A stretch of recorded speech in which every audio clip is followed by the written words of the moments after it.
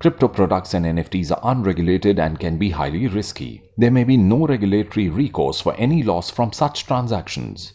दोस्तों NFTs यानी कि नॉन फंजिबल टोकन्स बड़े सालों से उपलब्ध थे, पर उनको प्रसिद्धि 2020 के अंत में जाके और 2021 के जो शुरुआती दौर था तभी जाके मिली। असली नाम और शोहरत तो उनको तब हासिल हुई जब क्रिस्टी के बीपल आर्ट का ऑक्शन हुआ $69 मिलियन के लिए, जो कि करीब करीब 536 करोड़ रुपए के आसपास है। और इसी के साथ साथ जब क्रिप्टो पंक्स, जिनको एक बारी में फ्री में ट्रेड किया जाता था, उनकी मिलियंस ऑफ डॉलर्स में बिक्री होने लगी, तब ये सब होने के बाद एक लहर सी आई डिजिटल एसेट्स के सेल्स की, जो कि बड़े सारे थे मात्रा में, पर उतने इंप्रेसिव से नहीं थे। और उसके बाद आए NFT टोकन्स, जो कि एक कई मिलियन डॉलर्स में थे कीमत में। अब तक NFT टोकन्स के जो भाई यूज केस थे ना, वो digital art, sports memorabilia, gaming और इन्हीं सब चीजों तक लिमिटेड थे। और कई बार ये जो NFT रूपी बुलबुला है ना, ये भाई फटा जरूर है। पर अब 2022 में NFTs का एकमात्र उपयोग सिर्फ ऐसे महंगे JPEGs के तौर पे नहीं हो रहा है, जिनको सिर्फ ट्विटर पे प्रोफाइल पिक्चर के तौर पे इस्तेमाल किया जाए। अभी हाल ही में NFTs के लिए एक नया इस्तेमाल सामने आया है डिसेंट्रलाइज्ड फाइनेंस की दुनिया में, जिसका नाम है NFT लेंडिंग। इसके तहत लोग अपने NFTs को गिरवी रख सकते हैं क्रिप्टो एसेट्स के बदले में। और भाई आजकल ये जो NFT लेंडिंग का पूरा कारोबार है ना, बड़ी तेजी से ऊपर जा रहा है।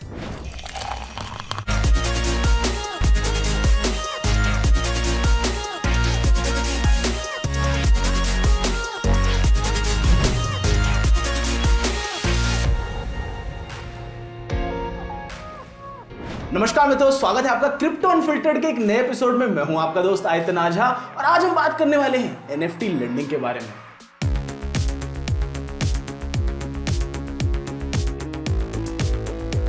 भले ही दाम जो है वो गिरते जा रहे हैं सारी क्रिप्टो मार्केट्स में, पर जो NFTs का उपयोग तेजी से बढ़ते जा रहा है, भले ही वो फैंटेसी स्पोर्ट्स में हो या सोशल क्लब्स में हो।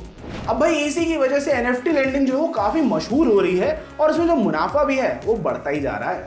NFTs के बारे में ज्यादातर ये सोचा जाता है कि भाई ये एक तरह के आर्ट वर्क ही है, पर भाई ऐसा नहीं है ना। नॉन फंजिबल टोकन भी तो टोकन ही हुआ, और अगर वो टोकन है तो उसको ब्लॉकचेन पे ट्रेड किया जा सकता है और उसको स्मार्ट कॉन्ट्रैक्ट्स के साथ भी इस्तेमाल किया जा सकता है। और ऐसे ही क्रिप्टो इनको एक फाइनेंशियल एसेट में तब्दील कर देता है, जिनको कि लोन पे दिया जा सकता है और इसको गिरवी पे रख के इसके बदले कोई और क्रिप्टो एसेट को लिया जा सकता है। पर भाई अब आपके मन में इस सवाल उमड़ेगा कि जो NFT होल्डर्स हैं वो अपने NFTs को गिरवी पे देना ही क्यों चाहेंगे। तो भाई इसके पीछे बड़े सारे कारण हो सकते हैं। इनमें से एक बड़ा कारण ये है कि जो NFT होल्डर्स हैं वो लॉन्ग टर्म वैल्यू की तरफ अपनी दृष्टि घुमाए हुए हैं और वो उनको बेचना नहीं चाह रहे हैं। और वही कई ऐसे लोग हो सकते हैं जो कि NFTs को बेचने पे जो उनको गेन्स हो रहे हैं उस पर वो टैक्स नहीं भरना चाहते, तो वो भी अपने NFTs को होल्ड करके रखे हुए हैं। पर इसका मतलब ये नहीं है कि वो उससे कुछ कमाना नहीं चाह रहे। कुछ बोरोवर्स जो हैं वो हमेशा इस तलाश में रहते हैं कि सबसे ज्यादा नए NFTs कैसे प्राप्त कर पाए। वहीं दूसरी ओर कुछ और ऐसे होते हैं जिनको ये रहता है कि वो हाथ में रोकड़ा रहे ताकि वो नए नए निवेश कर पाए। और वहीं कई लोग तो रिटर्न्स पाना चाहते हैं प्ले टू अर्न गेम्स या फिर यील्ड फार्मिंग की मदद से। उधार देने वालों के दृष्टिकोण से अगर देखा जाए तो NFT बैक्ड लेंडिंग जो है, तो बाकी जो पीयर टू पीयर लोन्स होते हैं ना क्रिप्टो जगत में, बिल्कुल वैसे ही है।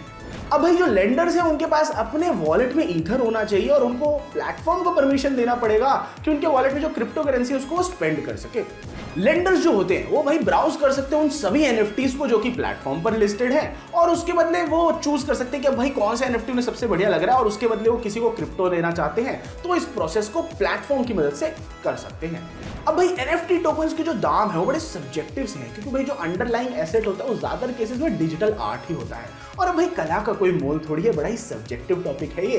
तो भाई जो लोग NFT के बदले में क्रिप्टो उधार पे दे रहे हैं वो लोग ये डिसाइड कर सकते हैं कि नियम कानून कैसे होंगे, शर्तें कैसी होंगी इस लोन की, और कितना क्रिप्टो वो देना चाहते हैं उस NFT के बदले में, लोन का ड्यूरेशन कितना होगा और इंटरेस्ट रेट कितना होगा।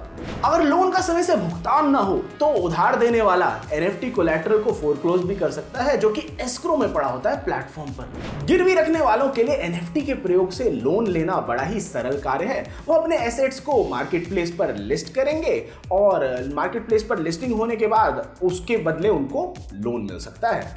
गिरवी रखने वालों के हाथ में ये कुल्ली छूट होती है कि वह किस ऑफर को स्वीकार करना चाहते हैं और किसको रिजेक्ट करना चाहते हैं। तो जो लोन की शर्तें, लोन का इंटरेस्ट रेट और जितना क्रिप्टो उनको मिल रहा है उनकी पसंद का होगा, वो उसी को चूज करके उसी ऑफर के साथ आगे बढ़ सकते हैं। जब एक बारी लोन एक्सेप्ट हो जाए तो गिरवी रखने वालों के जो एनएफटीज हैं वो लॉक हो जाते हैं वही मार्केट प्लेस पर, और जो उधार देने वाले व्यक्ति हैं उनके वॉलेट से जो क्रिप्टो रूपी फंड है वो ट्रांसफर हो जाते हैं गिरवी रखने वाले के वॉलेट में।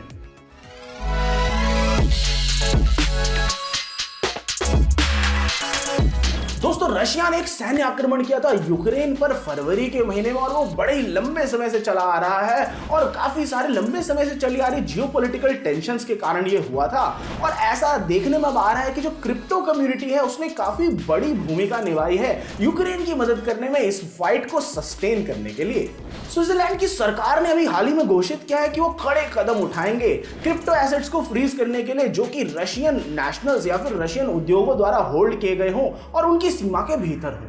यह कदम लिया गया 4 यूरोपियन यूनियन सैंक्शंस लगने के बाद, जो कि ब्रसल्स ने हाल ही में किया यूक्रेन के इन्वेजन रशिया द्वारा होने के बाद। और वहीं दूसरी ओर यूक्रेन की जो डिमांड थी कि रशियंस को क्रिप्टो मार्केट से बैन कर दिया जाए, उसको बड़े बड़े कॉइन एक्सचेंजेस जैसे कि बाइनेंस और कॉइनडेस्क ने मना कर दिया, यह कह के कि जब तक कानूनी रूप से अनिवार्य ना हो तब तक वो ऐसा कोई कदम नहीं लेंगे।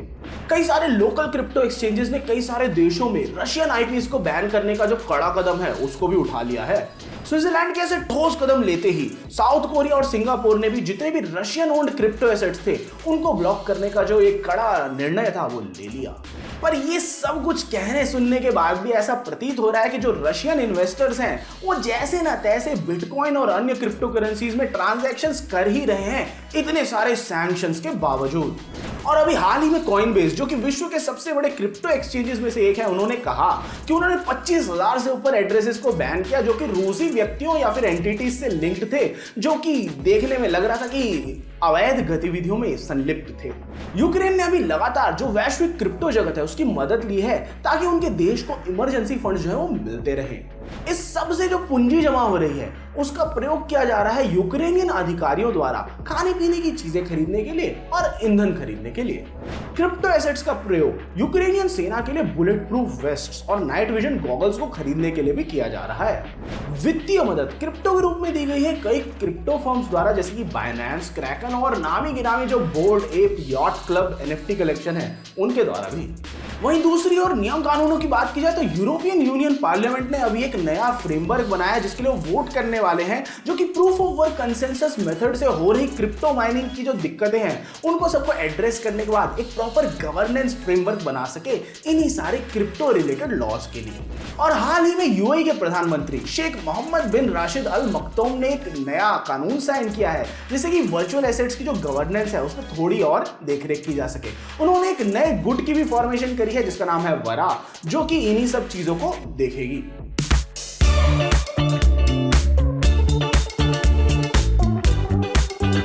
दोस्तों, अभी बिटकॉइन स्ट्रगल कर रहा है इतनी लंबी जो बियर रन चल गई है उसको बीट करने के लिए, और बड़ा ही शार्प प्राइस डिक्लाइन हुआ था पिछले पूरे हफ्ते में, जिसकी वजह से बिटकॉइन की वैल्यू ड्रॉप होके $30,000 यानी कि 23.3 लाख से गिरते गिरते $20,000 के आसपास आ गई है, जो कि ऑलमोस्ट 15.5 लाख होता है।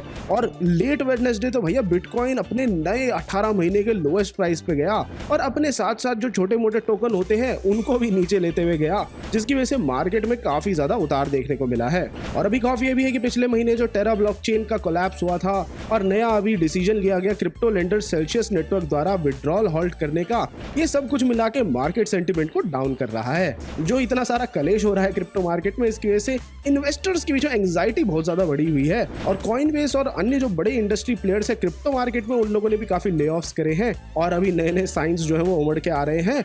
और नर्वसनेस तो भैया टेथर तक भी पहुंच गई है, जो शायद से सबसे एक पॉपुलर स्टेबल कॉइन का इशूअर है।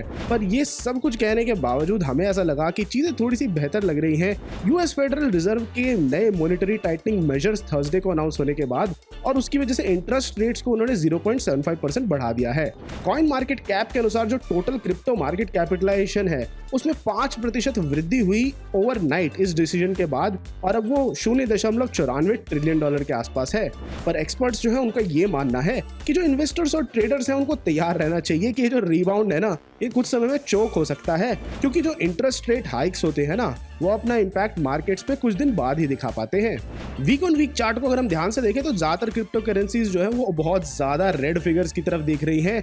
कार्डानो, बीएनबी, एवोलांच और पॉलीगन बिल्कुल एकदम 20% तक के लॉस देख रही हैं। मीम कॉइन जो है जैसे डोज और शिबा इनू, इन्होंने भी बड़ा लूज किया है, 27% और 21% वीक टू डे के हिसाब से।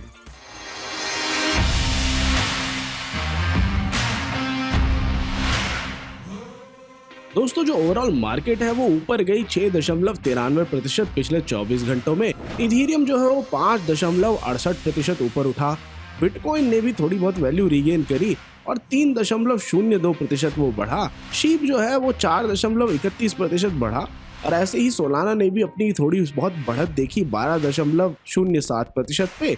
अगर आप शुरुआत करना चाहते हैं अपने क्रिप्टो के सफर की, ट्रेड करना चाहते हैं क्रिप्टो में या जानना चाहते हैं क्रिप्टो के बारे में थोड़ा और, तो आज ही डाउनलोड कीजिए कॉइनस्विच ऐप को, जिसका लिंक हमने दे रखा है नीचे डिस्क्रिप्शन में। तो दोस्तों, आज के क्रिप्टो अनफिल्टर्ड एपिसोड के इतना ही। आशा करता हूं आपको एनएफटी लेंडिंग का जो ये बड़ा कंसेप्ट है सही से समझ में आया। अगर आपके कोई डाउट्स हैं या कोई दिक्कतें हैं तो मुझे बताइए कमेंट सेक्शन में, और मैं आपसे मिलता हूं अगले एपिसोड में।